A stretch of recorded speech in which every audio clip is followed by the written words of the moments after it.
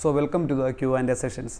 നമ്മൾ ഇങ്ങനെ ഒരു സെക്ഷൻ ആദ്യമായിട്ടാണ് ചെയ്യുന്നത്. അതായത് നമ്മുടെ ഇൻസ്റ്റാഗ്രാമിൽ വന്ന ക്വസ്റ്റ്യൻസിനും അതുപോലെ എനിക്ക് പേഴ്സണലി വന്ന മെസ്സേജസും ഒക്കെ നോക്കിയിട്ട് അതിൻ്റെ റിപ്ലൈ ആണിത്. ഇത് എൻ്റെ മനസ്സിൽ തോന്നുന്ന കാര്യങ്ങളാണ് ഞാൻ പറയുന്നത്. അല്ലാതെ ഞാൻ മറ്റേ ഗൂഗിളിൽ ചെക്ക് ചെയ്ത് ഒരു സ്ക്രിപ്റ്റ് ഉണ്ടാക്കിയല്ല. എൻ്റെ മനസ്സിൽ എന്ത് തോന്നുന്നു അതാണ് പറയുന്നത്.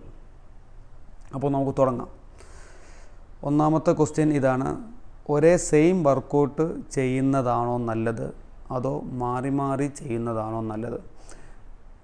സോ ഈ മാറി മാറി ചെയ്യുക എന്നുദ്ദേശിക്കുന്നത് വീക്കിലി വർക്കൗട്ട് മാറ്റാനാണെന്നുണ്ടെങ്കിൽ അതിലും നല്ല സെയിം വർക്കൗട്ട് തന്നെ ചെയ്യുന്നതാണ്.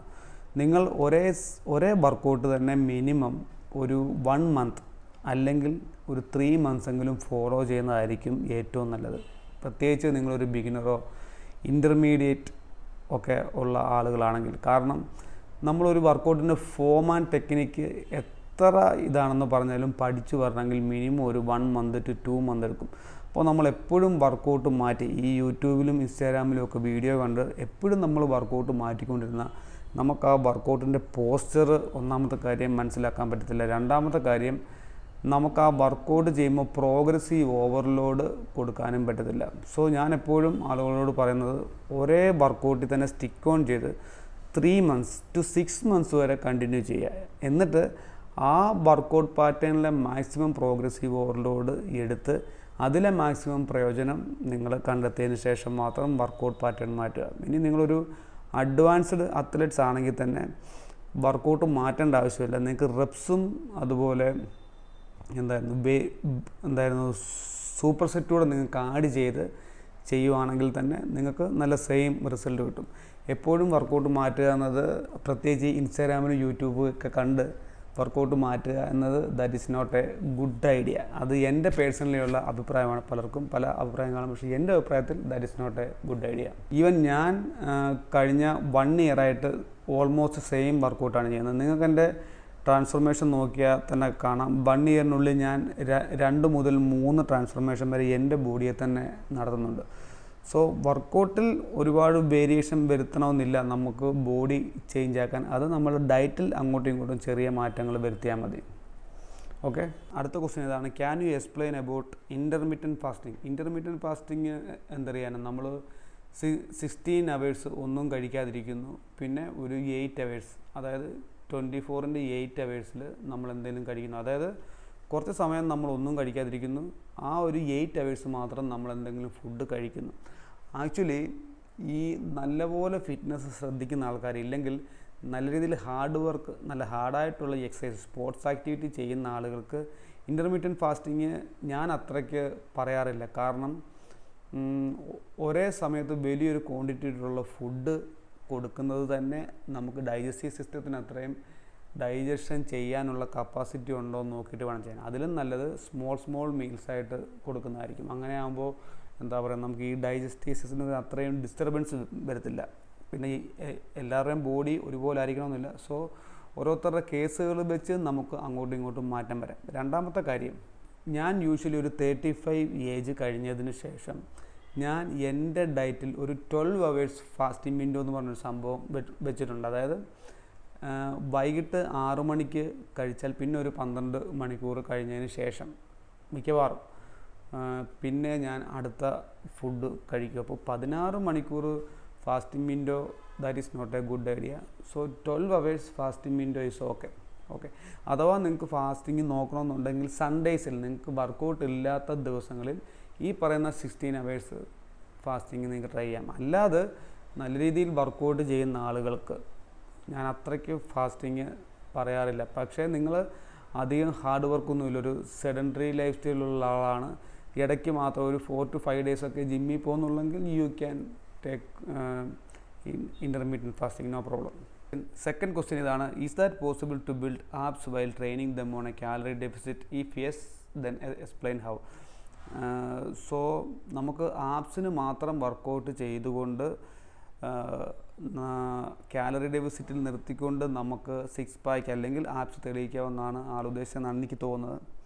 ഇത് പോസിബിൾ ആണോ എന്ന് ചോദിച്ചാൽ I will say no. Because ആപ്സിന് മാത്രം നിങ്ങൾ വർക്കൗട്ട് ചെയ്തുകൊണ്ട് ആപ്സ് തെളിയിക്കാൻ നോക്കുകയാണെങ്കിൽ ആപ്സിൻ്റെ മസിൽ കറക്റ്റ് ഡെഫിനിഷനായിട്ട് കിട്ടണമെന്നില്ല. അതുകൊണ്ട് നിങ്ങൾ ഫുൾ ബോഡി മസിൽ കൃത്യമായി തന്നെ വർക്കൗട്ട് ചെയ്ത് അതിൻ്റെ കൂട്ടത്തിൽ തന്നെ ആപ്സിൽ ചെയ്യാം. അല്ലാതെ ആപ്സിൻ്റെ വർക്കൗട്ട് മാത്രം ചെയ്തുകൊണ്ട് കാലറി ഡെഫിസിറ്റിൽ നിന്നാൽ നിങ്ങൾക്ക് വയറിൻ്റെ മസിൽ തെളിഞ്ഞു വരില്ല, അല്ലെങ്കിൽ റെക്ടസ് അബ്ഡോമിനസ് തെളിഞ്ഞു വരില്ല. കാരണം മസിൽസിൻ്റെ വോളിയം കുറയും തോറും ആപ്സിൻ്റെ മസിലിൻ്റെ ഡെഫിനിഷനും കുറയും. അപ്പോൾ നിങ്ങൾ എന്താണ് ആദ്യം ചെയ്യേണ്ടത്? ആപ്സിൻ്റെ മസിൽ തെളിയിക്കാൻ നോക്കുന്നതിന് മുമ്പേ നിങ്ങൾക്കുള്ള മസിൽസിൻ്റെ വോളിയം സൈസ് ഇച്ചിരി കൂട്ടാൻ നോക്കുക. അതിന് അത്യാവശ്യം ഫുഡൊക്കെ കഴിച്ച് കുറച്ച് ടൈം പീരീഡ് കൊടുക്കുക. മിനിമം ഒരു 1 ഇയർ എങ്കിലും നല്ല രീതിയിൽ ട്രെയിൻ ചെയ്താലേ അത്യാവശ്യം ഒരു മസിൽ മാസ് വരത്തുള്ളൂ. അതിനുശേഷം 1-2 മാസം ഒന്ന് കട്ട് ചെയ്ത് നോക്കുക. അല്ലാതെ ജിമ്മിൽ പോകുന്ന, എനിക്ക് ഇത് കണ്ടിട്ടൊരു പയ്യനാണെന്ന് തോന്നുന്നു, ആളെ കണ്ടാൽ തന്നെ അറിയാം വലിയ സ്കിന്നിയാണ്, വലിയ മസിൽ ബോഡിയില്ല. ആദ്യം മസിൽ വോളിയം ഉണ്ടാക്കാൻ നോക്കുക, അതിനുശേഷം മാത്രം ആപ്സ് തെളിയിക്കാൻ നോക്കുക. അല്ലാതെ ആപ്സിന് മാത്രം ചെയ്തുകൊണ്ട് കാലറി ഡെഫിസിറ്റിൽ നിന്നാൽ നിങ്ങൾക്ക് ഒരിക്കലും നല്ലൊരു ഡെഫിനിഷൻ വയറിന് കിട്ടില്ല. അത് പുറത്ത് കാണുന്ന കാര്യം കാണുമായിരിക്കും, പക്ഷേ നമ്മൾ എല്ലയിൽ ഒരു 4 വര വരച്ച പോലെ ഇരിക്കും. സോ ആരെയും കാണിക്കാനല്ല നമ്മൾ ബോഡി ബിൽഡ് ചെയ്യേണ്ടത്, നമ്മളുടെ ശരീരത്തിന് വേണ്ടിയിട്ടാണ്. നല്ല വോളിയമൊക്കെ ഉണ്ടാക്കിയിട്ട് നമുക്ക് ആരെങ്കിലുമൊക്കെ കാണിക്കാം. ഓക്കെ, അടുത്ത question, simple weight more reps or big weight few reps which is better? അതായത് കുറച്ച് വെയിറ്റ് ഇട്ട് കൂടുതൽ എണ്ണം ചെയ്യുന്നതാണോ നല്ലത്, അതോ ഒത്തിരി വെയിറ്റ് ഇട്ട് കുറച്ച് എണ്ണം ചെയ്യുന്നതാണോ?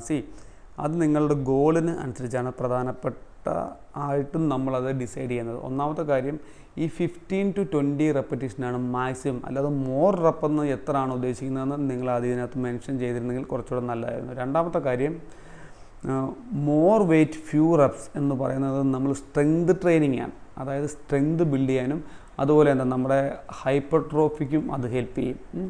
സോ നിങ്ങളുടെ പ്രൈമറി ഗോൾ സ്ട്രെങ്ത് ബിൽഡിംഗ് ആണെന്നുണ്ടെങ്കിൽ ഒരു 6 റെപ്പിറ്റീഷൻ ഈസ് ഇനഫ്. 6 താഴെ പോവുകയാണെങ്കിൽ അത് ഡെയിലി പോകാൻ പാടില്ല, വീക്ക്ലി വൺസ് ടൈസ് ഒക്കെ ആണെങ്കിൽ, ഇല്ലെങ്കിൽ ബോഡി റിക്കവർ ആകത്തില്ല. സോ നിങ്ങളുടെ ഗോൾ എന്താണ്, അതിനനുസരിച്ചാണ് നിങ്ങൾ റെപ്സ് സെറ്റ് ചെയ്യേണ്ടത്, അതുപോലെ വെയിറ്റും സെറ്റ് ചെയ്യേണ്ടത്. ഉദാഹരണത്തിന് ഞാൻ നല്ല കട്ടിങ് സമയത്തൊക്കെ ആണെങ്കിൽ ഒരു 15 റെപ്പിറ്റീഷൻ ഇടാൻ പറ്റുന്ന വെയിറ്റേ ഞാൻ ഇടാറുള്ളൂ. പക്ഷേ സ്ട്രെങ്ത് ബിൽഡ് ചെയ്യുന്ന ഫേസിലാണെങ്കിൽ, അതായത് ഇപ്പോൾ ഒരു 6-7 മാസമായിട്ട് ഞാൻ സ്ട്രെങ്ത് ബിൽഡ് ചെയ്യാനുള്ള ശ്രമത്തിലാണ്. അതുകൊണ്ട് തന്നെ ഞാൻ റെപ്പറ്റീഷൻ മാക്സിമം ചെയ്യുന്ന ഒരു 10 to 12 ആയിരിക്കും. അതും ഫസ്റ്റ് 2 സെറ്റായിരിക്കും, ബാക്കി അങ്ങോട്ട് പോകുമ്പോൾ എണ്ണം കുറയ്ക്കും. പക്ഷേ മിനിമം ഒരു 6 എങ്കിലും ചെയ്യാൻ പറ്റുന്ന വെയിറ്റ് കൂടുതൽ ഞാൻ ഇടാറില്ല. ബിക്കോസ് അതിൽ കൂടുതൽ നമ്മൾ ഇട്ടാൽ നമുക്ക് ഇഞ്ചുറീസ് വരാനുള്ള സാധ്യത കൂടുതലാണ്. സോ എൻ്റെ അഭിപ്രായത്തിൽ 8 to 12 റെപ്പറ്റീഷനാണ് ഏറ്റവും നല്ലത്. പക്ഷേ നിങ്ങൾക്ക് വീക്കിലി 2 ദിവസം നിങ്ങളുടെ ഗോൾ സ്ട്രെങ്ത് ബിൽഡ് ചെയ്യാനാണെങ്കിൽ ഒരു 6 റെപ്പറ്റീഷൻ വരെയൊക്കെ പോവാം. അതിനുള്ള വെയിറ്റ് നിങ്ങൾക്ക് ഇടാൻ പറ്റും. സോ ഇതിനകത്തൊരു റൂളില്ല, more rep more less weight അല്ലെങ്കിൽ ബിഗ് വെയിറ്റ് കുറച്ച് റെപ്സ്, അങ്ങനെയുള്ള റൂളൊന്നുമില്ല. അതൊക്കെ നിങ്ങളുടെ ഗോളിന് അനുസരിച്ചാണ് ഇതെല്ലാം മാനേജ് ചെയ്യേണ്ടത്. പിന്നെ വേറൊരു കാര്യമുണ്ട്, നിങ്ങൾ ഈ റെപ്പും അതുപോലെ വെയിറ്റും എല്ലാം കറക്റ്റായിട്ട് നോട്ടീസ് ചെയ്തിട്ട് നിങ്ങൾ ഡയറ്റ് കറക്റ്റല്ല, സ്ലീപ്പിങ് കറക്റ്റല്ല, റിക്കവറി പ്രോപ്പർ ആകുന്നില്ലെങ്കിൽ ഒരു പ്രയോജനമില്ല. സോ ഒരു ഫിറ്റ്നസ് പ്രോഗ്രാം എന്ന് പറയുന്നത് ഈ പറഞ്ഞ എല്ലാ കാര്യങ്ങളോട് ഒരുമിച്ച് വരുമ്പോഴാണ്, അല്ലാതെ ഫ്യൂ റെപ്സ് ഫ്യൂ വെയിറ്റ് അങ്ങനെ ഒരു സിദ്ധാന്തം ഒന്നുമില്ല. സോ ഫുഡ്, റിക്കവറി, അതുപോലെ വെയിറ്റ് ട്രെയിനിങ്, ഇതെല്ലാം ഒരേപോലെ വരുമ്പോഴാണ് നിങ്ങൾക്ക് റിസൾട്ട് കിട്ടുന്നത്. Carnivore diet, recently some coaches in Instagram promoting this, what's your opinion? എൻ്റെ ഒപ്പീനിയൻ എന്താണെന്ന് ചോദിച്ചാൽ, കാർണിവോറസ് ഡയറ്റ് ഞാനങ്ങനെ പ്രൊമോട്ട് ചെയ്യാറില്ല. ഒന്നാമത്തെ കാര്യം, ഇതെൻ്റെ വ്യക്തിപരമായ അഭിപ്രായമാണ് കേട്ടോ, അല്ലാതെ ഇതിനൊരു ഒതൻറ്റിക്കായിട്ടുള്ള സയൻസ് ബേസ്ഡ് ഉള്ള സ്റ്റഡീസ് ഇനിയും വരാൻ കിടക്കുന്നേ ഉള്ളൂ. അതൊക്കെ വന്നിട്ടേ നമുക്ക് എന്തെങ്കിലും പറയാൻ പറ്റുള്ളൂ. അപ്പോൾ ഒരു കാര്യം പറയാം, എൻ്റെ പേഴ്സണലി ഉള്ള അഭിപ്രായത്തിൽ ഒരു ഹ്യൂമൻ ബീയിങ്സിന് കാർബോഹൈഡ്രേറ്റ്സ് അത്യാവശ്യമാണ്. ഇപ്പോൾ നമ്മൾ മീറ്റ്സ് മാത്രം കഴിക്കുകയാണെങ്കിൽ നമ്മുടെ ശരീരത്തുള്ള പ്രോട്ടീൻ കിട്ടും. പക്ഷേ നമ്മളുടെ ശരീരത്തിൽ മാക്രോസ് മാത്രം പോരല്ലോ, അതായത് പ്രോട്ടീൻ മാത്രം ചെന്നാൽ പോരല്ലോ. ഈവൻ നമ്മുടെ ബോഡിയിൽ കാർബോഹൈഡ്രേറ്റ്സ് ഇല്ലെങ്കിലും വർക്ക് ചെയ്യുന്നിരിക്കട്ടെ, പക്ഷേ നമ്മളുടെ ബോഡിയിലേക്ക് കിട്ടേണ്ട വൈറ്റമിൻസിന് എന്ത് ചെയ്യും? അതായത് ഫാറ്റ് സോല്യൂബിൾ വൈറ്റമിൻസും ഉണ്ട്, വാട്ടർ സോല്യൂബിൾ വൈറ്റമിൻസും ഉണ്ട്. സോ വാട്ടർ സോല്യൂബിൾ വൈറ്റമിൻസും മിനറൽസും ഒക്കെ കിട്ടണമെങ്കിൽ നമ്മൾ കാർബോഹൈഡ്രേറ്റ്സ് ചെല്ലണ്ടേ. അതുപോലെ തന്നെ ഡയറ്ററി ഫൈബർ, ഒട്ടുമിക്ക ഹ്യൂമൻ ബീങ്സിന് ഡയറ്ററി ഫൈബർ പ്രധാനപ്പെട്ട ഒരു കാര്യമാണ് നമ്മളുടെ പ്രോപ്പർ ഡൈജഷന് വേണ്ടിയിട്ട്.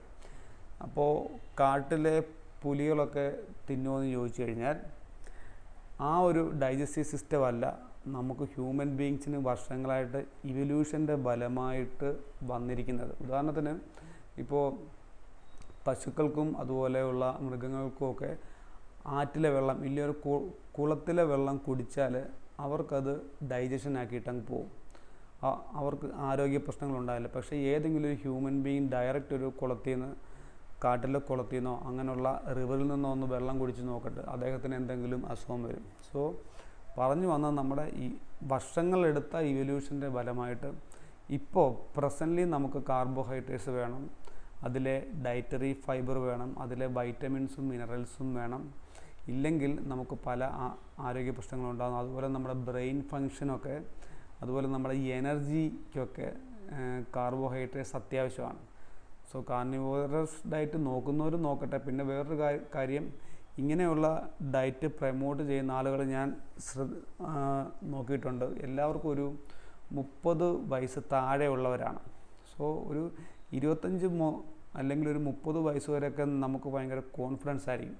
ഒരു 30 വയസ്സിന് ശേഷം നമുക്ക് ഹെൽത്ത് ഇഷ്യൂസ് കണ്ടു തുടങ്ങും. ആ സമയം നമ്മുടെ ഏത് ഡയറ്റും നോക്കാനുള്ള കോൺഫിഡൻസ് കുറയും. പിന്നെ നമുക്ക് ഹെൽത്തി അല്ലെങ്കിൽ ഒരു വെൽബീയിങ് ആയിട്ട് ജീവിച്ചാൽ മതി എന്നുള്ളതായിരിക്കും നമ്മുടെ ടാർഗറ്റ്.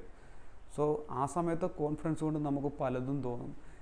സോ എനിക്കിപ്പോൾ ഏകദേശം 35 കഴിഞ്ഞ് 40 കയറാൻ പോകുന്നതുകൊണ്ട് എൻ്റെ അഭിപ്രായത്തിൽ കാർണിവോറസ് ഡയറ്റ് അത്ര നല്ലതല്ല നമ്മുടെ ശരീരത്തിന്.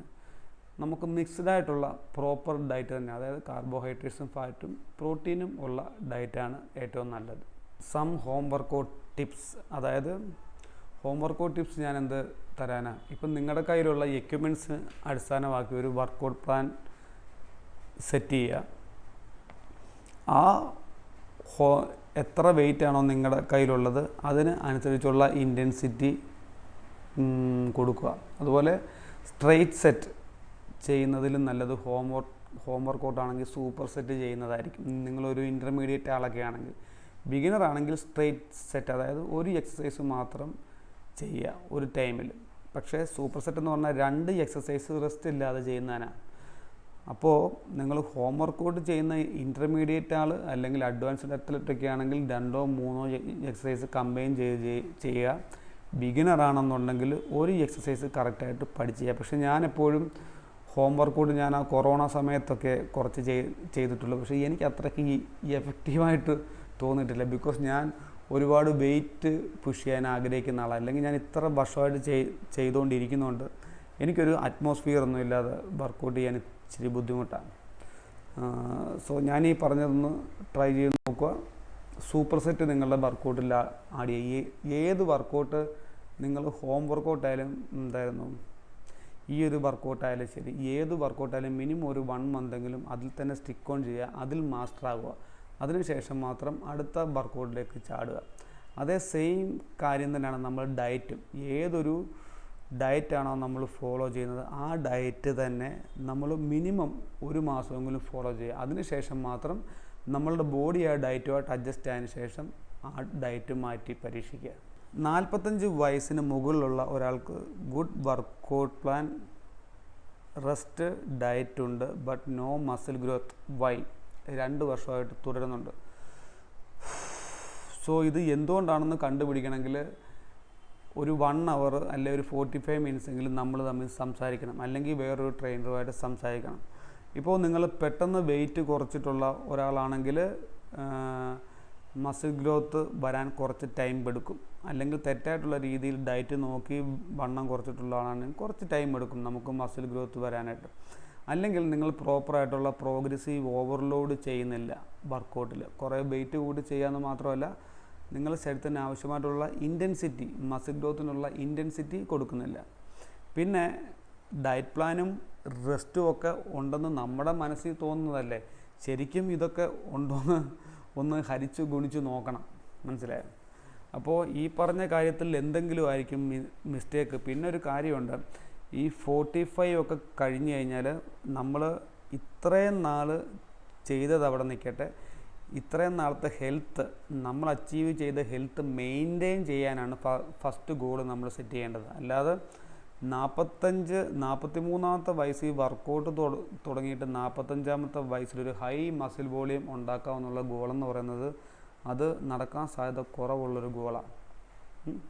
അപ്പോൾ നമ്മൾ 45+ ഉള്ള ആളുകൾ, ഇല്ലെങ്കിൽ ഒരു 50 വയസ്സുള്ള ആളുകളോടൊക്കെ എനിക്ക് പറയാനുള്ളത്, നിങ്ങളുടെ ഹെൽത്ത് എങ്ങനെയും പ്രോപ്പറായിട്ടൊരു 70-80 വയസ്സ് വരെ അസുഖങ്ങളില്ലാതെ ജീവിക്കാനാണ് ടാർഗറ്റ് ചെയ്യേണ്ടത്. അല്ലാതെ 6 പാക്ക് ഉണ്ടാക്കി ഭയങ്കര മസിൽ വോളിയം ഉണ്ടാക്കുക എന്നുള്ളതല്ല ടാർഗറ്റ് വെക്കേണ്ടത്. പ്രത്യേകിച്ച് നിങ്ങൾ വണ്ണം ഒത്തിരി കുറച്ചിട്ടുള്ള ആളുകളാണെങ്കിൽ, ഈവൻ ഇപ്പോൾ ഒരു 10-20 വർഷമായിട്ട് ചെയ്തുകൊണ്ടിരിക്കുന്ന ആളുകളാണെങ്കിൽ ഓക്കെ, അയാൾക്ക് മസിൽ മെമ്മറി ഉണ്ട്, ബോഡി റിക്കവറി ഫാസ്റ്റ് ആയിരിക്കും, അദ്ദേഹത്തിനൊരു ഡയറ്റ് ചെയ്തുള്ള എക്സ്പീരിയൻസ് ഉണ്ട്, അദ്ദേഹത്തിനൊരു ഹൈ പ്രോട്ടീൻ ഡയറ്റ് ആയാലും ഡൈജസ്റ്റീവ് സിസ്റ്റം അത് ആക്സെപ്റ്റ് ചെയ്യും.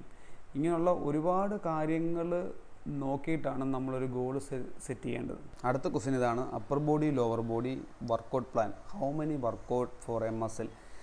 പല ആളുകളും പല ട്രെയിനിങ് പാറ്റേൺ ആണ് ഫോളോ ചെയ്യുന്നത്. ഞാൻ എൻ്റേതായിട്ടുള്ള രീതിയിൽ പറയുവാണെങ്കിൽ, നമ്മുടെ അപ്പർ ബോഡിയിൽ തന്നെ വലിയ മസിലുകളുണ്ട്, ചെറിയ മസിലുണ്ട്. അതായത് ചെസ്റ്റ്, ലാറ്റ്സ് എന്നൊക്കെ പറയുന്നത് വലിയ മസിലും, ബൈസെപ്സ്, ട്രൈസെപ്സ്, ഡെൽറ്റോയിഡ് എന്നൊക്കെ പറയുന്നത് ചെറിയ മസിൽസും. സോ വലിയ മസിൽസിലാണെങ്കിൽ നിങ്ങൾ 2 എക്സസൈസ് വീതവും, ചെറിയ മസിലുകൾക്ക് 1 എക്സസൈസ് വീതവും, ദാറ്റ് ഈസ് ഇനഫ്. ഓക്കെ, അത് ആക്ച്വലി നിങ്ങളുടെ ഗോൾ എന്താണ് അതിനൊക്കെ അനുസരിച്ച് വർക്കൗട്ട് പാറ്റേൺ മാറും. എന്നാലും ജനറൽ ഫിറ്റ്നസ്സിന് വേണ്ടിയിട്ട് വലിയ മസിൽ ഗ്രൂപ്പിന് 2ഉം ചെറിയ മസിൽസിന് 1ഉം ഈസ് ഇനഫ്. ഓക്കെ, അടുത്ത ക്വസ്റ്റ്യൻ: ബോഡി ബിൽഡിങ്ങിന് പ്രിപ്പയർ ആവാൻ കുറഞ്ഞത് എത്ര മാസത്തെ വർക്കൗട്ട് വേണ്ടി വരും? നല്ല ജെനറ്റിക്കുള്ള ആളാണെങ്കിൽ മേ ബി ഒരു 6 മന്ത് ആയാലും മതി. കാരണം എൻ്റെയൊക്കെ ചെറുപ്പത്തിൽ നമ്മുടെ ബോഡി ബിൽഡിംഗ് കോമ്പറ്റീഷൻ ഇതുവരെ ജിമ്മിൻ്റെ പടി കാണാത്തവർ വരെ ഇറങ്ങിയിട്ടുണ്ട്. അതായത് നമ്മൾ തെങ്ങ കയറാൻ പോകുന്നവരൊക്കെ. കാരണം നല്ല ജെനറ്റിക് ഉള്ളവർക്ക് ഫാറ്റ് പെർസെൻറ്റേജ് കുറവും അത്യാവശ്യം മസിൽ മാസ് ഉണ്ടെങ്കിൽ തന്നെ അവർക്ക് എന്തെങ്കിലുമൊക്കെ കിട്ടും. അപ്പോൾ നല്ല ജെനറ്റിക് ഉള്ളവരുടെ കാര്യമാണ് ഞാനീ പറഞ്ഞത്. അല്ലെങ്കിൽ മിനിമം ഒരു 2 ഇയറെങ്കിലും എടുക്കും, 2 to 3 ഇയറെങ്കിലും എടുക്കും നല്ലൊരു മസിൽ ബോഡിയെ താങ്കൾക്ക് ഉണ്ടാക്കിയെടുക്കാൻ. സോ ക്ഷമയോടെ ജിമ്മിൽ പോവുക, നല്ലതുപോലെ വർക്കൗട്ട് ചെയ്യുക. അല്ലെങ്കിൽ മെഡിസിൻ എടുക്കേണ്ടി വരും. ഇപ്പോഴത്തെ കോമ്പറ്റീഷനിലെല്ലാം മെഡിസിനാണ്. എല്ലാവരും നാച്ചുറൽ എന്നൊക്കെ പറഞ്ഞാലും ഒരു 95% മെഡിസിൻ എടുത്തിട്ടാണ് ഇറങ്ങുന്നത്.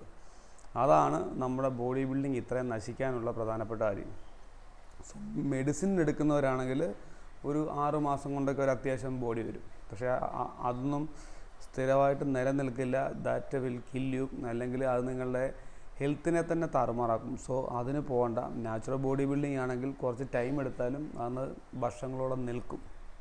ആ ഒരു കാര്യം മനസ്സിലാക്കും. അപ്പോൾ മാസങ്ങളൊന്നും ഇതിനൊരു ടൈമല്ല. എനിക്ക് തോന്നുന്നത് ഇദ്ദേഹം ഒരു കൊച്ചു പയ്യനാണെന്ന് തോന്നുന്നു. സോ വർഷങ്ങൾ എടുക്കും. അത് തന്നെ മനസ്സിൽ വെച്ച് തന്നെ മുമ്പോട്ട് പോകുക. കാരണം നമ്മൾ ഫുഡൊക്കെ കഴിച്ച് ഇതൊക്കെ ഒന്ന് ഡൈജസ്റ്റീവ് സിസ്റ്റമൊക്കെ ഒന്ന് പ്രിപ്പയർ ആകണ്ടേ, ഇല്ലെങ്കിൽ നമ്മുടെ ബോഡി റിക്കവറിയൊക്കെ ഫാസ്റ്റ് ആക്കണ്ടേ, അതിനൊക്കെ വർഷങ്ങളെടുക്കും. അടുത്തത്: ജിമ്മിൽ 1 വർഷം കഴിഞ്ഞു, ഏതൊക്കെ ബ്ലഡ് ടെസ്റ്റ് ചെയ്യണം? മെഡിസിൻ കഴിക്കണോ? ജോയിൻറ്റ് പെയിൻ ഉണ്ട്, സ്ട്രെങ്ത് കൂടുന്നില്ല. ഈ ക്വസ്റ്റ്യൻ ഞാൻ റിവേഴ്സിൽ തന്നെ എടുക്കുവാണെങ്കിൽ ഇതിനകത്ത് തന്നെ ഇതിൻ്റെ ഉത്തരവുണ്ട്.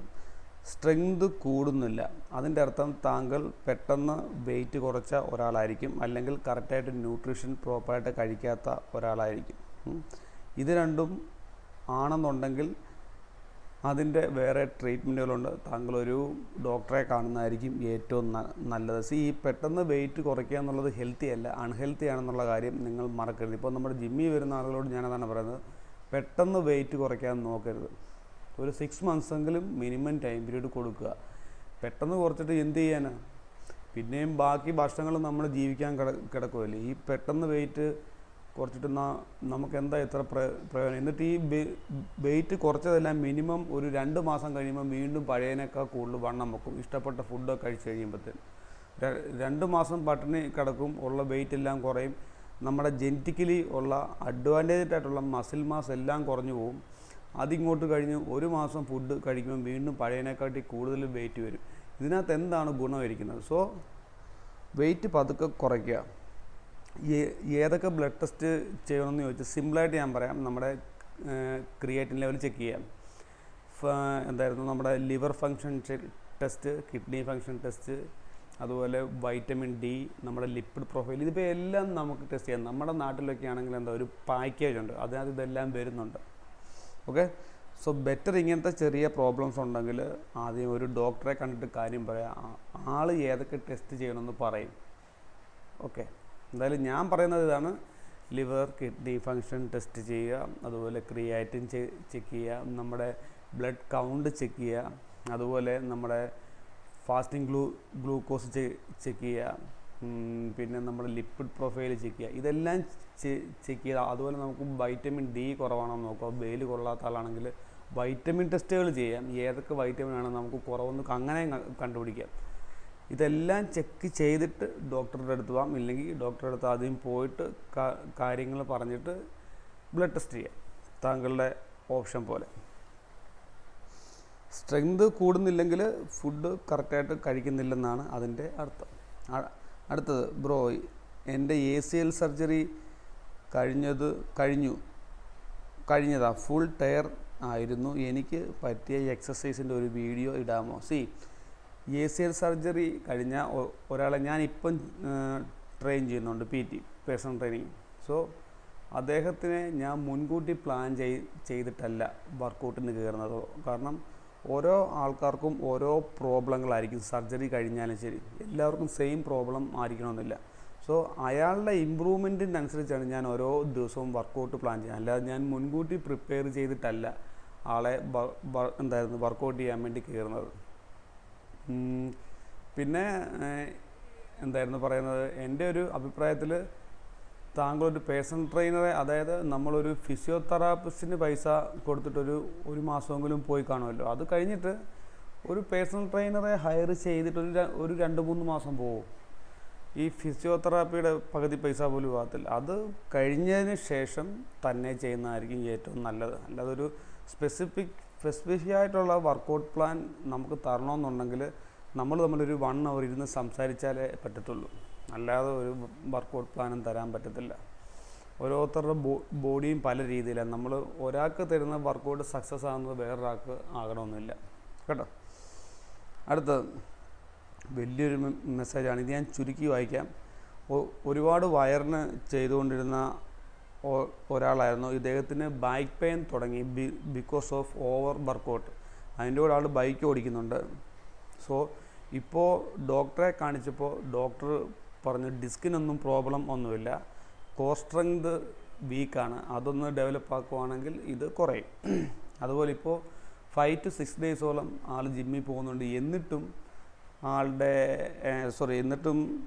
ആൾക്ക് വയറിന് ചെയ്യാൻ പേടിയാണ്. Because of that previous experience.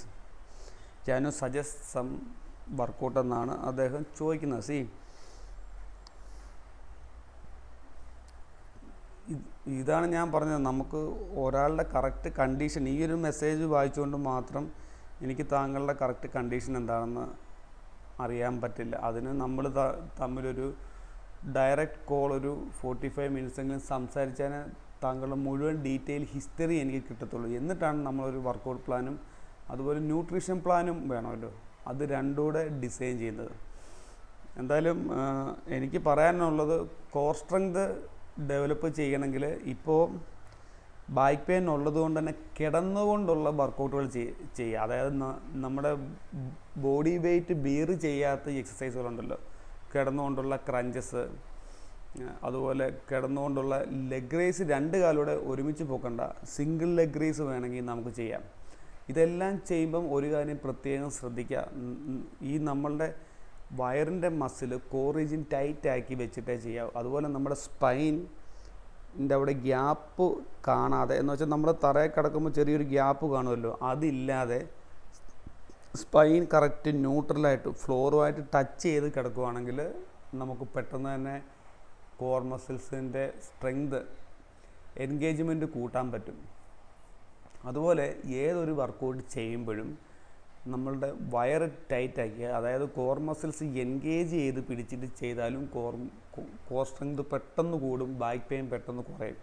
അതായത് ഇങ്ങനെ വയറുള്ളിലോട്ട് വലിച്ചു പിടിക്കാനല്ല, വയറ് ടൈറ്റാക്കി പിടിക്കണം. അതിൻ്റെയൊക്കെ വീഡിയോസ് ഞാൻ ഇട്ടിട്ടുണ്ട്, എടുത്ത് നോക്കിയാൽ മതി, കാണാൻ പറ്റും. അതുപോലെ ബൈസെപ്സിനൊക്കെ ചെയ്യുമ്പോഴെല്ലാം കോർ മസിൽസ് ടൈറ്റാക്കി പിടിച്ച് ചെയ്യാൻ നോക്കാം. അങ്ങനെയൊക്കെ ആകുമ്പോൾ തന്നെ നമുക്ക് കുറേയൊക്കെ ബാക്ക് പെയിൻ കുറയും. സോ മെസ്സേജുകൾ ഇത്രയേ ഉള്ളൂ. Hope you enjoy this. ഈ വീഡിയോ ഒക്കെ ഇഷ്ടമായെങ്കിൽ ലൈക്ക് ചെയ്യുക, കമൻറ്റ് ചെയ്യുക, അക്കൗണ്ട് ഫോളോ ചെയ്യുക. So see you next reel.